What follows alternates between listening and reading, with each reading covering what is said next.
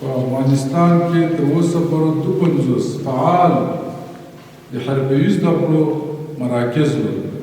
غواړو چې دغه مراکز د ولایاتو کې ولسوالیو ته وغځوو. البته که وتوانېدو همدغه هڅې دي چې د ولسوالیو کلیو ته وغځوو. د کار او امور اجتماعي وزارت 100,000 فارغین د کال تنها د حرفوي زده کړو تر اوسه پورې هر کال دا ورکوي. غیر له دې چې نورې انجوګانې او مؤسساتو ته موږ کوشش کوو چې راجلب یې کړو او تر څو دې ته متوجه کړو چې هغه بېکاره وروڼه ته یو روزګار پیدا شي، یو کار پیدا شي.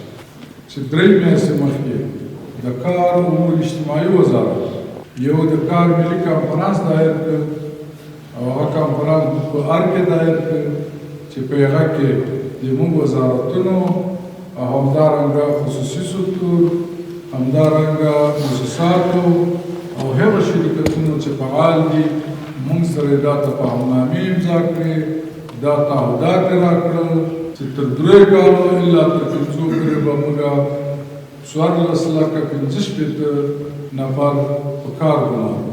د دې ګمارنې او د دې تفاهمنامو او د دې د تعقیب لپاره موږ خپله د کار او ټولنیزو چارو وزارت کې یو کمیسیون دایر کړې ده، یو کمیټه ورته دایر کړې ده تر څو چې دا تعقیب کړي.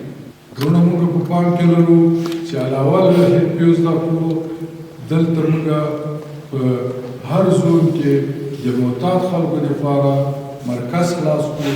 انشاءالله تعالی چې موږ تاسې هغه خلک چې هغه په جامعه په کور بوج خلک دي، په نشو اخته خلک دي، هغه به انشاءالله تعالی مصروفېږي په دې کې، هغه به صاحبان د کار او کسب ګرځي.